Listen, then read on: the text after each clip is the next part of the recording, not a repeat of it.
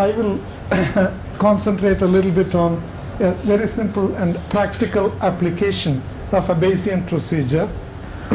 Also, you have been taught by very eminent people about how to make good decisions.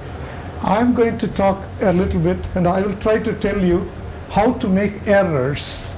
And if you have to make errors, then I will also tell you how efficiently you should commit errors. That's essentially will be the topic of my talk. In fact, as some of you may know, I have been, when I was in the Indian Statistical Institute, I used to work on production and distribution problems of various goods and services. And one of the goods with which I started was sugar. And I spent a few years trying to study how sugar is produced and finally how it gets distributed among the Indian citizens. When I got back to the United States about 8-9 years ago, I started looking for some problems to work there. And as you can imagine, the problems of the United States are not anytime scarcity, but it is always abundance.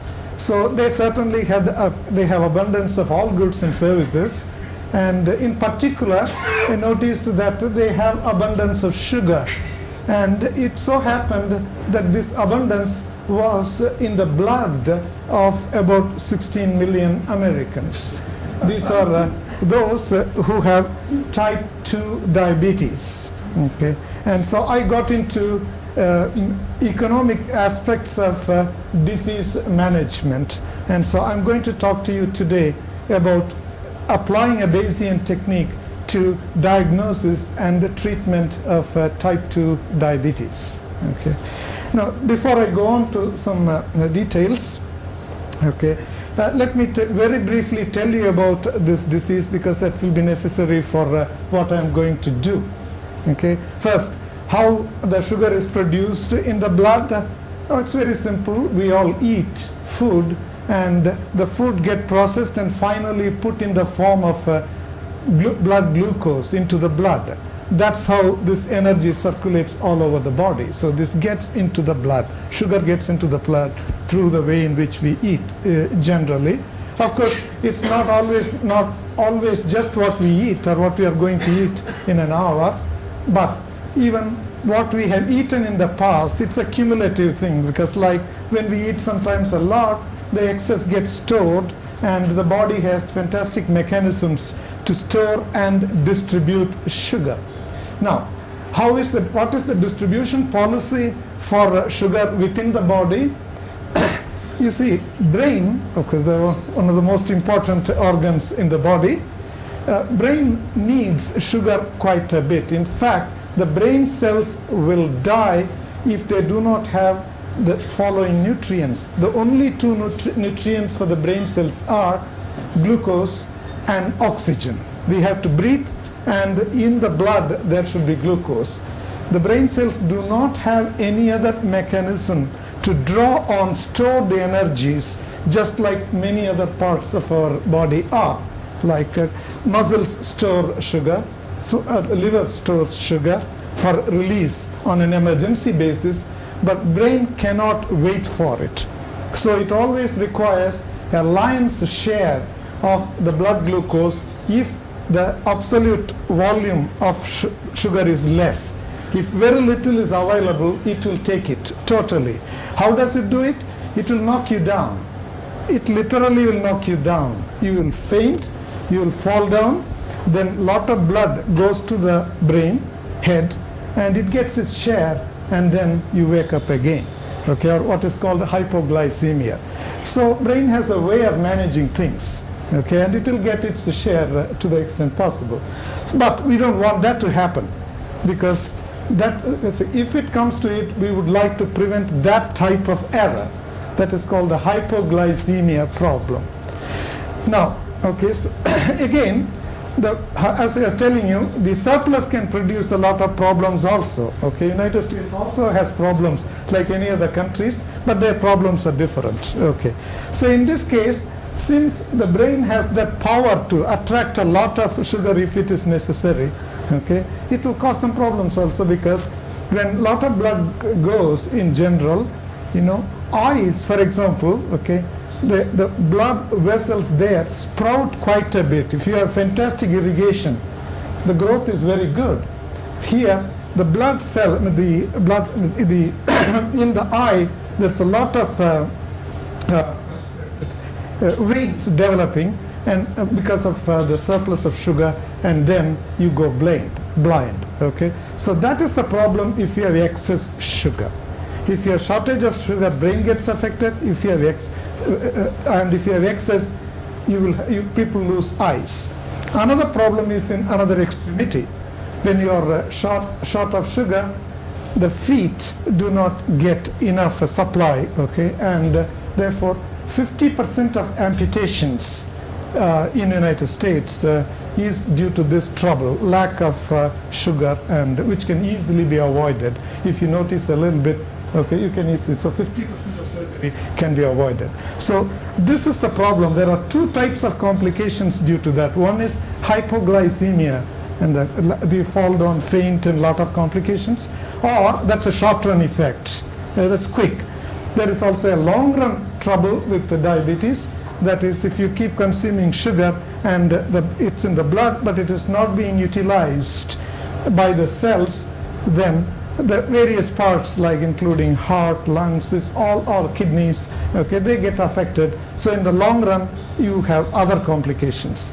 So you have both short-run cause and long-run cause. Okay, and one more slight detail, then I will go to the economics aspect of it. Okay. Now, how does this work? So the glucose gets into the blood, then immediately pancreas secretes a hormone called insulin. Okay, that is I even have a picture of very three important organs with which we have to be dealing with. Okay, so you have the pancreas, which will secrete two hormones. One is insulin.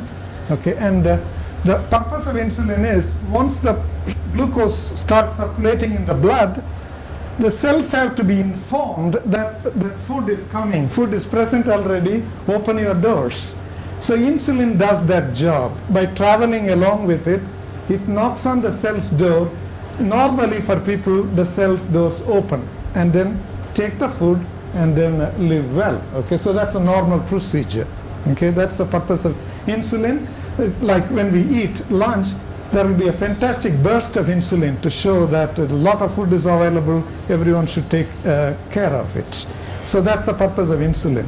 Sometimes when we are hungry, okay, when we don't have time to eat, or we are like a person like Michael Jordan has to make his last shot, he needs a lot of energy. He cannot eat at that time.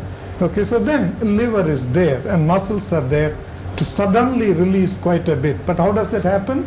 Pancreas then releases another hormone called glucagon. That says that you are now in short of, the blood is now short of it, therefore release from your storage. So these two hormones really regulate the mechanism. Okay. Now, if they coordinate within themselves, then it's very good. But complications are, for some persons, liver overreacts. Okay, so that when the insulin is trying to pull it down, glucagon is trying to push it up. Okay, so therefore, instead of about an average or about an upper limit of 25 milligrams per deciliter, you may have, some persons will end up with 150, 200, things like that, because one is acting more strongly than the other. These are the type of complications that come up. Okay. So then, there are medications. Okay, if the pancreas is weak, there are even very interesting questions. For example, we have in economics optimal ways of wearing out a machine. If the machine has a limited time, how best to utilize it? Pancreas, like any other organ, has a limited time for everybody. Now, for some people, it's a little inefficient. So one can overwork it. We can make it produce a lot more insulin. That's one method. Or we can exogenously supplement by insulin. That's another method. Okay. Or we can make the cells more efficient. Like it goes and knocks at the door. The cells are a little short of hearing. So we put a lot more insulin so that it hears. But cells also go deaf. If you keep on knocking hard, you become deaf. That happens to cells. So we can take care of that. That is another medication for that. Or another one to inform the liver that you are functioning, you're overdoing it, do it a little less. These drugs have become available in the last 5 years. So 3-4 ways of controlling this. Okay, and we are likely to make, in this case, 2 types of errors. We may have more sugar than necessary or less sugar than necessary. And as I told you, both have costs, and how best to manage these costs, or what is an optimal level of the 2 errors. For example, if we take the blood sugar for all of us now and then make a distribution of it, assuming that most of us are not diabetic, then the distribution should have on a mean of about 100, and probably it will have standard deviation about 20 or so. So that's about the normal distribution of blood sugar.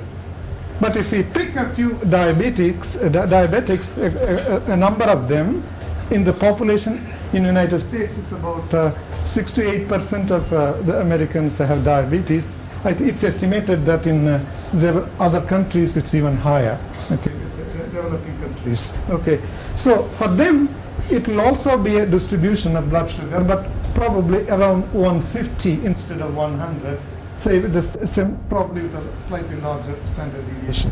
So we can think that there are 2 populations, okay, 2 populations from which, if I just randomly draw blood from one of you here, then I can assume that this has come either from, say, a normal distribution with mean 150 if it's diabetic, with some standard deviation, or possibly with 100 with a given standard deviation. So I have the blood reading, and my problem is to come to a decision whether this observation has come from one population or one hypothesis that this is a healthy individual, let's call it H0, or a sick individual or a diabetic individual, H1. Okay, so given an observation, I have to come to a decision whether, let's say y is equal to 0 is healthy, 1 is diabetic. So what is the value that I should predict? Okay, or if I test the hypothesis that he is normal, should I accept the hypothesis or reject? That's the problem. And I can have all sorts of decision rules. I can declare that anyone with a blood sugar of above, say, 50 is diabetic. Then everyone will be considered diabetic, okay? And I will not make a type 2 error of rejecting a diabetic as non-diabetic. But I will make 100% a type 1 error because I'm calling everyone who is not a diabetic to be diabetic. So 50 will have 100% of type 1 error, 0 type 1, 0 type 2. I can go to the other extreme. Say 400 and above only are diabetic, others are normal. Then I will never get practically any diabetic. So type 2 errors will be 100%. So the various cutoffs that are used, okay, in the United States, the American Diabetic Association recommends, based on a reading of 3 fasting blood sugars, an average of 125 is the limit. Above 125, they will start suspecting that you are having trouble and start gradually treating you. Okay, so these are possible ways of trying to first diagnose and then start treating. Okay, now, of course, as you know, that this is a very major disease. It affects, you see, if you have trouble with absorbing the nutrient, all sorts of organs will be affected, and it's an extremely expensive disease for the United States. About $138 billion are spent every year, and it is a chronic disease, and therefore it can be very nicely managed, and the cost can be cut down a lot. And of course, the quality of life also can be considerably improved. Okay, now. So let's say that this is the two populations that I was talking about, okay, and if I use this as a cutoff 125 and declare everyone to the right, okay, so that's That's one type of error, and the area to the right of this red line under this curve will be type 1 error, right? And the area to the left of this line, this one under this curve, will be type 2 error, and 1 minus that will be power, okay? Now, so if we vary this 125, start from here and go all the way, we will have several combinations of type 1 and type 2 errors, or type 1 and power, okay? The curve, actually using a software, I in fact generated the curve for these two distributions. This is the type of curve that I get. In the x-axis I plot type 1 error, and in the y-axis I plot power, or 1 minus type 2 error, okay? So if you have more of, if you commit more of this error, then you get more power, okay? Now this curve, to at least a number of economists here, should be very familiar, okay? This is, when I first plotted this and noticed, it occurred to me that this is a curve that I work with all the time. I've seen this many, many times, except that the axes are differently labeled. We usually label this axis as, for example, labor in the x-axis, and here, let's say, output of corn in the y-axis, and we call this curve the production function. Okay? So when I noticed that, I realized that I have spent a lot of years studying about production function and the number of results we have in economics. So why not use all the production theory implications to get some results here? That was my idea. Okay. Now, so what do we have here? Therefore, let us regard this as an input. If you are willing to bear a cost, okay, which is if you are willing to bear some, if you are willing to commit some errors, okay, you will get something good, which is power, okay, type 2 error you are reducing. So first thing to notice is this is a point we would like to be with power of 1 and 0 of type 1 error. Unfortunately, we cannot be in that bliss point. Such devices, such tests are not available for most of the medical conditions. It's impossible. Okay, the diagnosis is probabilistic, even though many physicians will not very much like to admit it, but that's a fact of life. So technologically, we are constrained to be in one of these points. That is technology. A technological progress, for example, is one which shifts this curve upward. But notice it will always end up in one also. So one can study all sorts of things in this context and in this framework. Now, suppose you know the cost of the two errors. If you make one error, what is the cost associated with it? For example, if the brain gets affected, cost is almost infinite.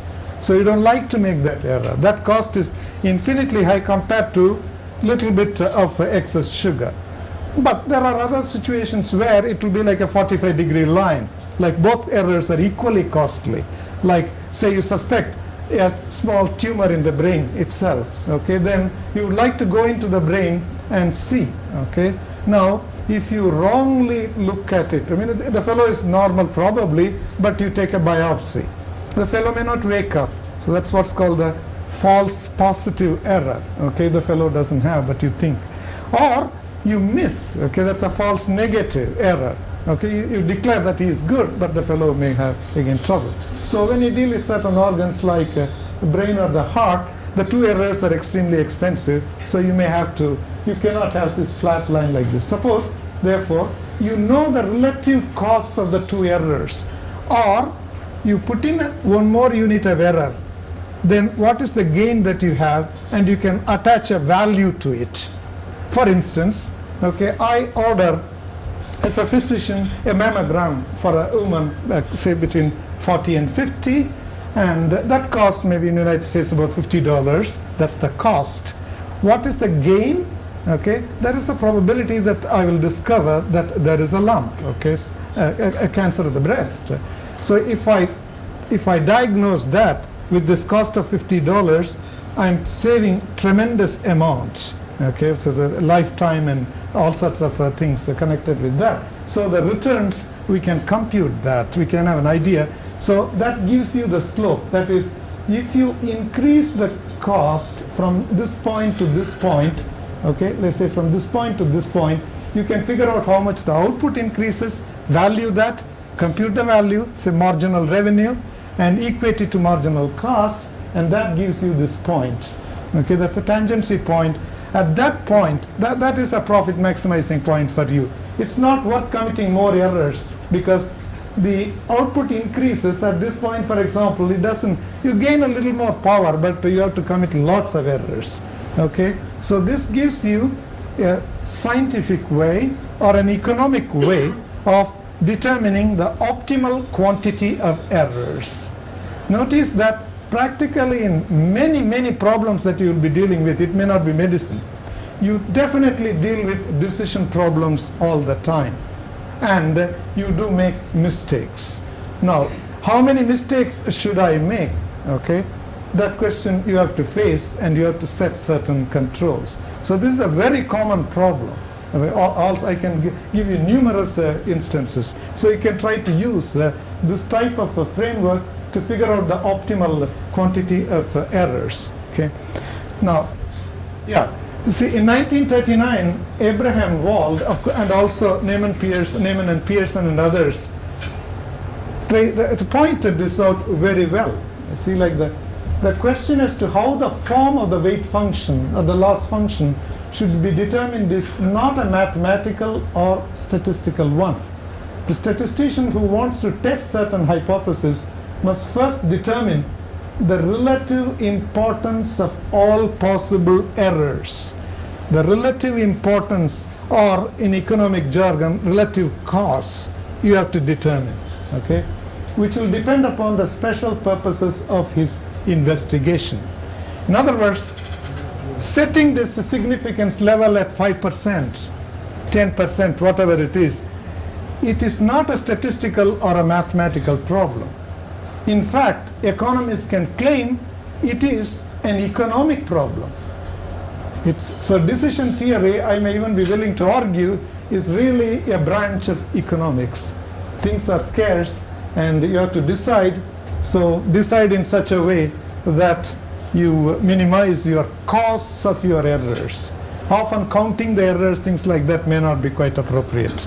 It's the cost, that you should minimize. So in a paper that I wrote in Journal of Health Economics, I quoted this and I said, it's not a mathematical or a statistical problem, but we have shown that it is an economic problem. And I even looked into this literature to find out how this 5%, see, in medicine they will have gold standards to compare, like whether you have a disease or not, they will have some criterion that they will refer to it as gold standard. Sometimes it is really like a goal that if you meet the standard, you have or you don't. So the 5% has become a gold standard, international gold standard for statisticians. So then I was looking into it and I tried to find out how it happened. Then I read somewhere that when R.A. Fisher was telling people that you can test hypotheses like this and so on, and then someone asked how will you choose a level of significance? He said, for example, you can use 5%. He's supposed to have said that. And then that has become is a gold standard. Practically, you have to have this 5%. What happens to the other error? Not too many think about that. Okay. So, okay. I also thought of another reason why this number 5. See, for many Indians, the number 3 is bad. And because in Ramayana, 3 people went to the forest.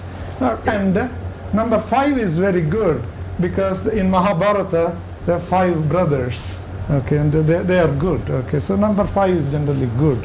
Okay, so but you see, we cannot go by that, you know. So we have to choose an optimal level, and we can use a framework. Of course, this will require quite a bit of work to figure out the cause of errors. That's not a simple thing. Okay, now let me describe very quickly some actual empirical work that I did. Okay, so the problem is clear. I have to have I will use the blood, okay, fasting blood sugar, to figure out if whether a guy is diabetic or not. That's what I'm going to do. Now, I will use two procedures. One is, like, I'm willing to commit, let us say, 1% of type 1 error and 10% of type 2 error, for example. That will vary with the populations. I'm dealing with a population where it's very unlikely. Okay. Then, I can do it in two ways. One is the classical method by which I determine the sample size that is needed. Should I take 3 readings, 4 readings? If I take 100 readings, 100 blood readings, then I will have a very good idea of who this fellow is.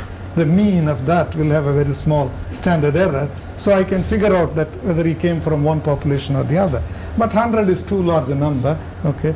But if with these two errors fixed, I figure out a sample that is needed, okay? Let's say that this is three observations, or 5 observations, sometimes I've used. So 3 observations, blood sugar, and then 125, for example, okay? So that tells you, or a t-test for 100, okay? The healthy person has an average of 100.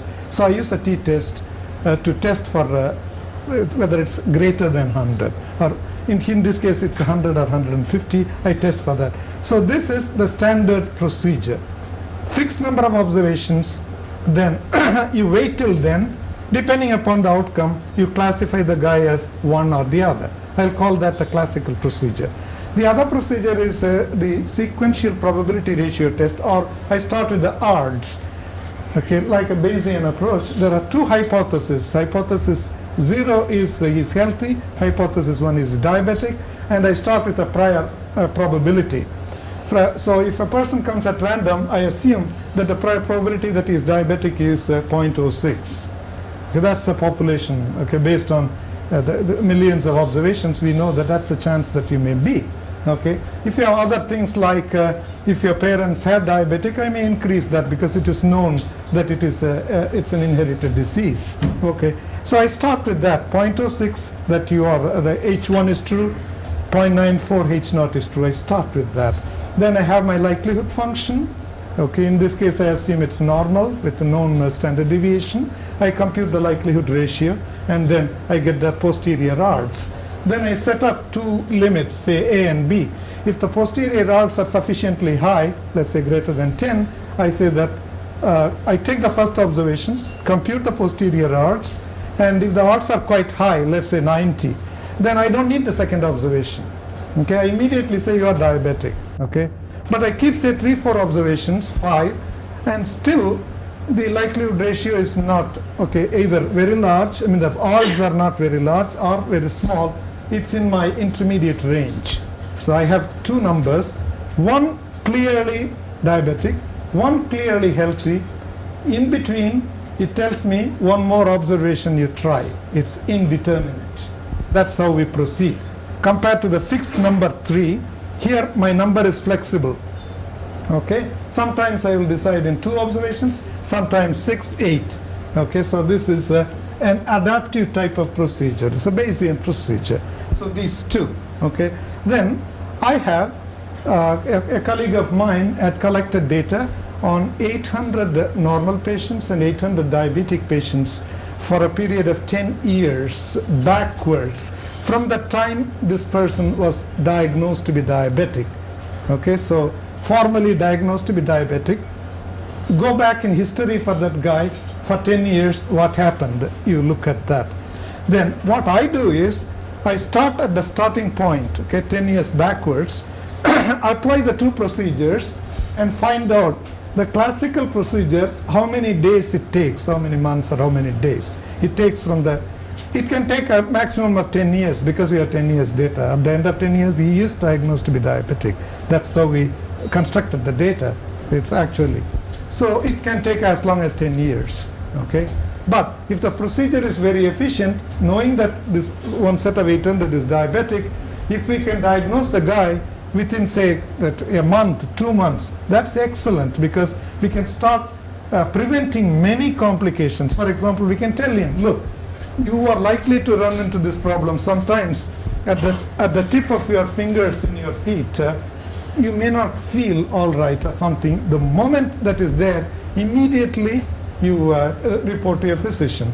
And often also at least twice, once or twice in a week, you look at your fingertips, okay, and touch and see whether you can feel. These are things one can easily do. They are trained. There are people in the United States to do these things. They're trained. So we can do all those things. Now, okay, let's compare the two procedures then, the Bayesian one versus here, actual numbers we will give you from the data. Okay.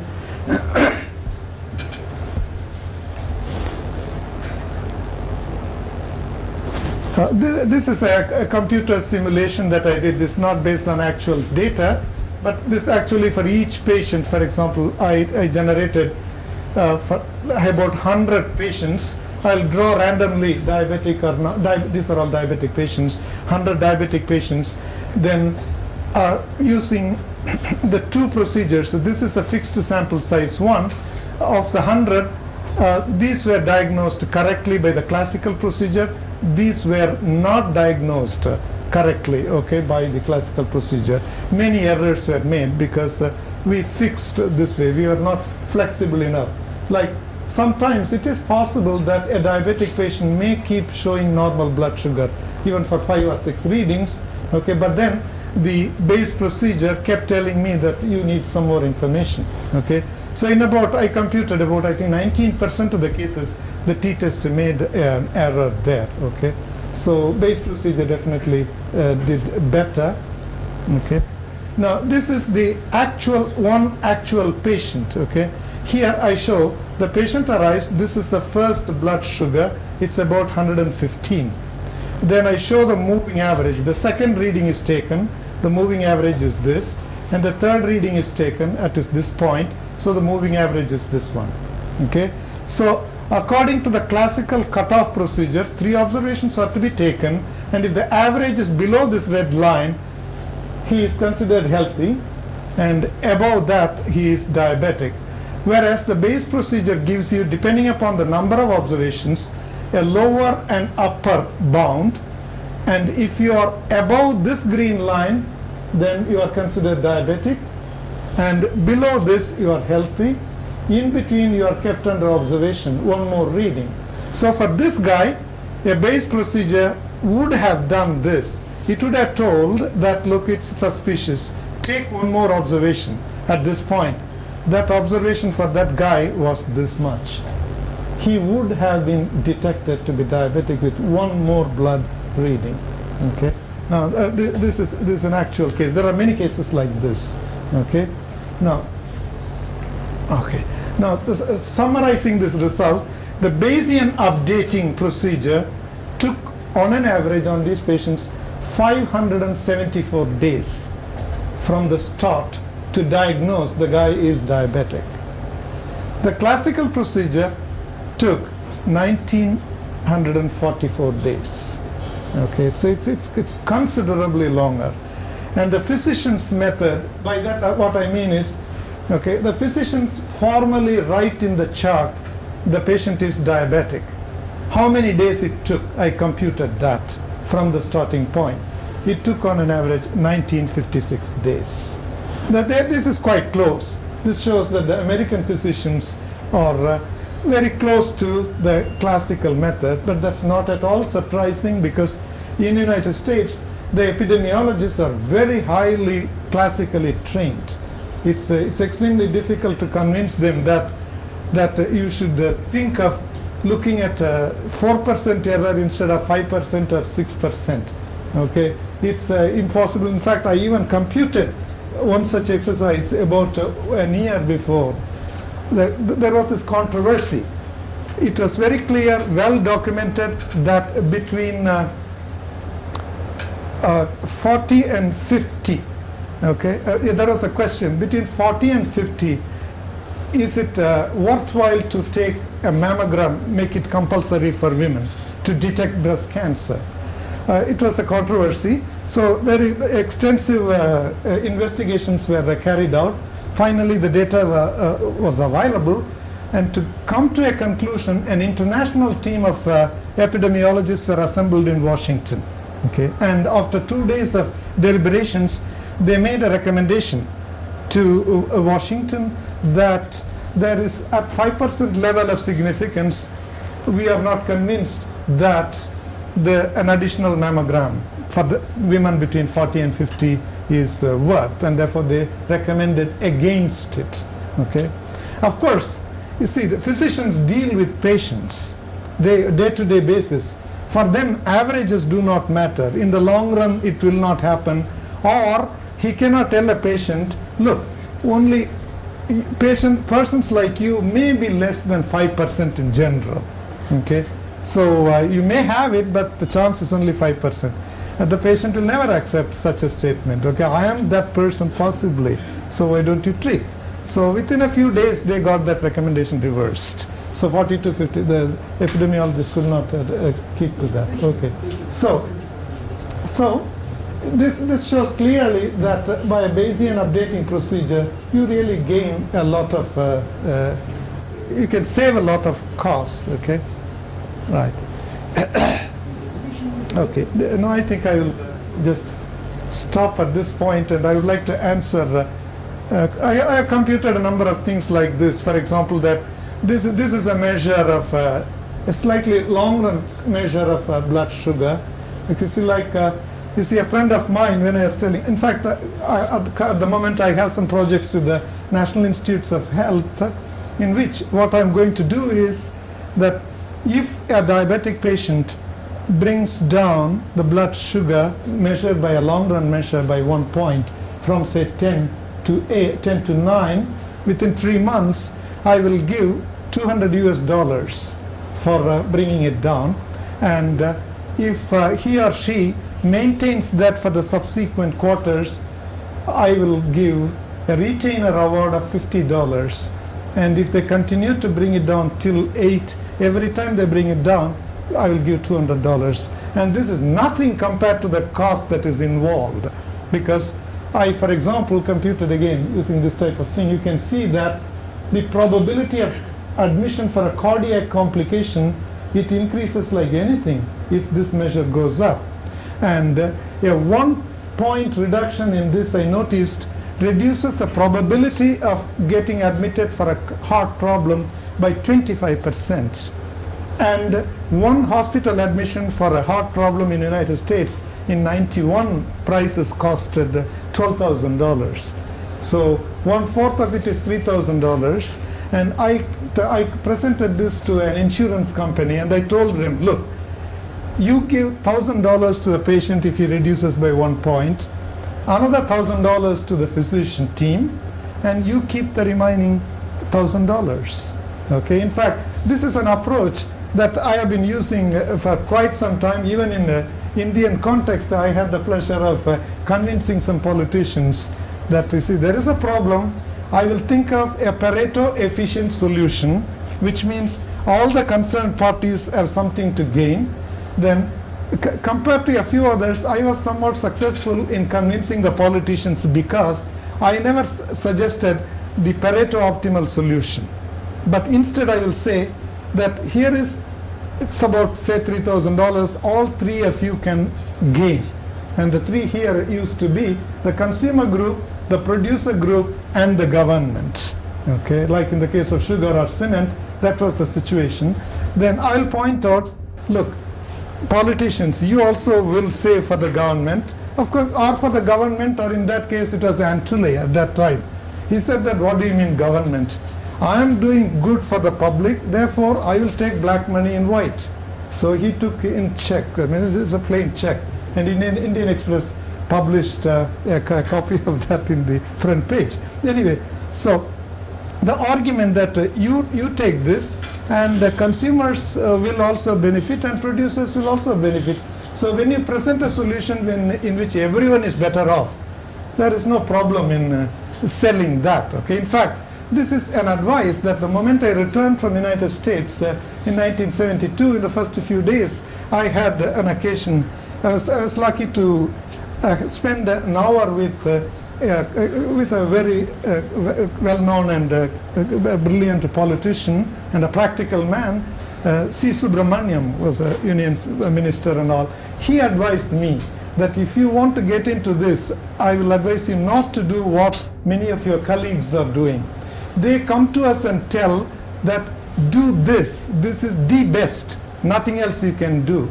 Then he told me that you people will not know whether it is politically feasible or not. We have all sorts of constraints. So I would recommend to you, when you come to me, give me a few alternatives and consequences and leave that decision to us to pick which we think is, we know the pulse of the people. Okay, so such solutions definitely work. Okay, so I think I'll stop at this point. I would like very much to answer questions and suggestions and so on. Of course, this is not very sophisticated Bayesian methods. I do plan to use many more. In fact, when Professor Zellner was pointing out so many maximal priors and so on, when I get back to US, I would like to do the following. I'm just using a prior here of 0.06. Okay. Now, he was talking to you about when there are only two hypotheses, you can derive a prior, which is an optimal prior. And here I have the data. I know the truth. Okay. And I can definitely, therefore, compare. Like, okay, I did with 500 days with my arbitrary prior. Question is, will Professor Zellner's prior do better than 500 days? The theory tells you that because he chooses among priors, whereas I arbitrarily picked. Okay, so definitely it will be quite interesting to use that and actually see what it does. Okay.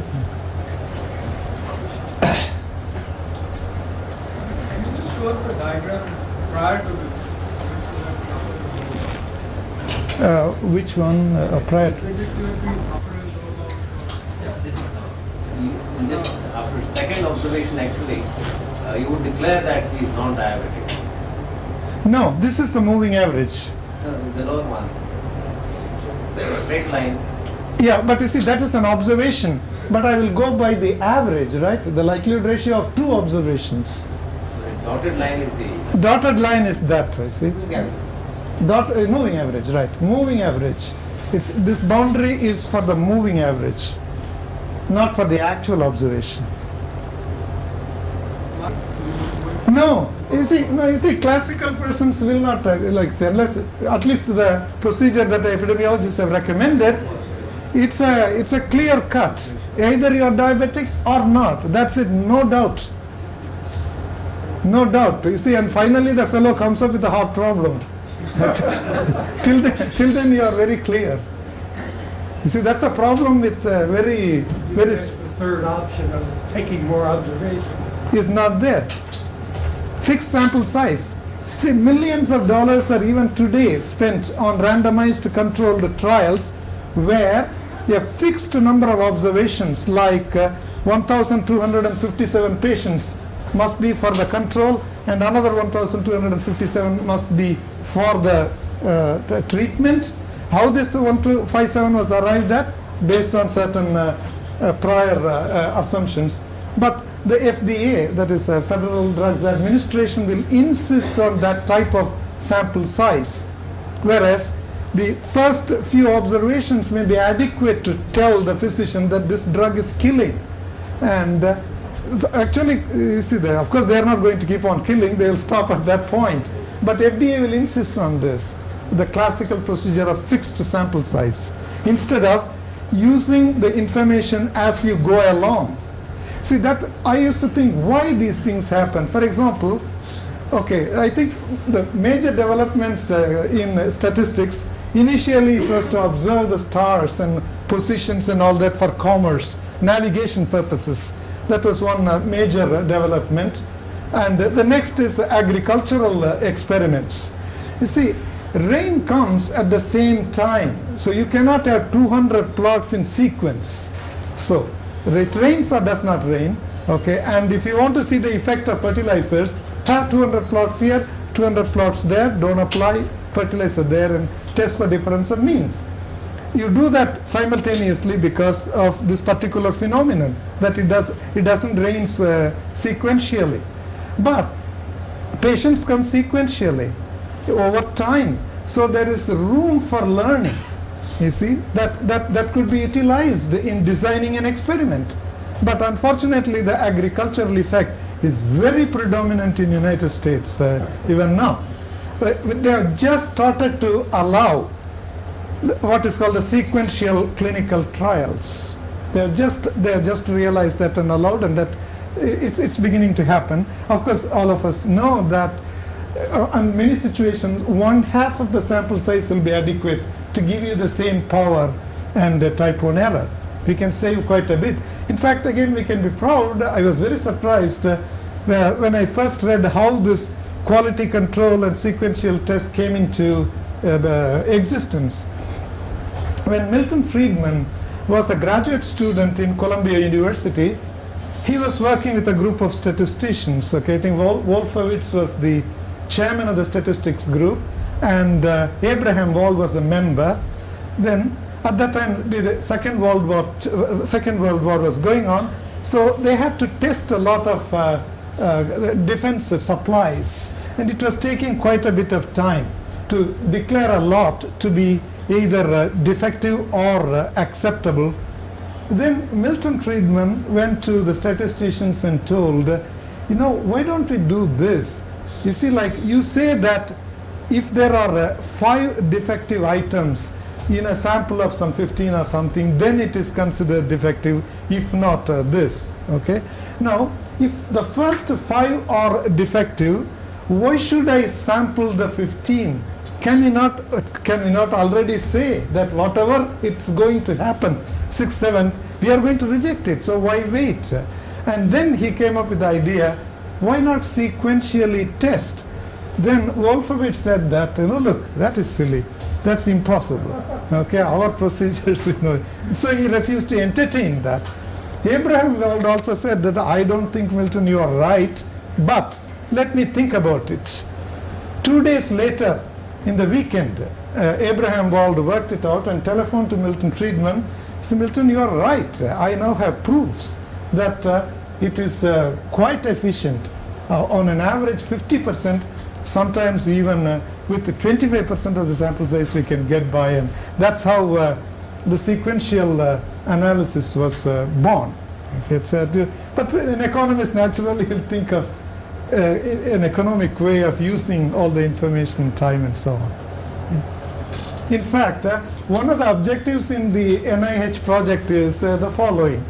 See, for example, if you think about it, in the decision procedures that physicians use, look at the things that they generally use. Weight they use. Okay, it's in some sense a cumulative index of what you have eaten. Okay, weight is one. Okay, and age. Age, they very discreetly switch. My wife is a pediatrician, so up to I think it's 16, okay, she will see. And there is a dosage which increases from months 1, 2, 3 up to 16, often a linear function. Okay, so abruptly after 16, one fixed dose will come for all adults. Okay, whether it is Americans or Indians or the 30-year-old, 40-year-old, 70-year-old, whatever it is. I used to think that how is it that suddenly how such a function works, okay, or in general, okay.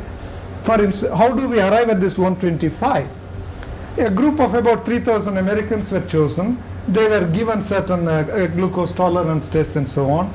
So it is based on that particular sample. Now, how representative that is, how applicable that is to all races, all ages, okay? Definitely you are right, it's not applicable. Now, with this modern age, with all these computers and all sorts of devices, for example, by now probably it might have been released in the United States, but it's approved. A wristwatch has been developed. You just wear that and it will keep recording the blood sugar, and for about 15 days it will keep it with time, when it was, okay, when you were low, okay, all sorts of things it will keep recording, and you just connect it. I can connect it to my computer and it will download. I have chronological information about a patient for now years. Okay, fantastic information. Okay, now my idea is I will develop a decision rule, one decision rule for each patient, because I have so much data. So then the patient himself will decide how much to take, when to take. In fact, we have even other devices, even from remote control, we can then tell that, look, we are getting a message that your blood sugar is low, you should now do something, we will give. Okay, so that's the level in United States. It's like it could be done. So individualized decisions. You're right. But at the moment, it's quite crude. We are getting late, so we have to continue the discussion. is coming down. Yeah. Announce. Let's first thank Professor Chetty for this.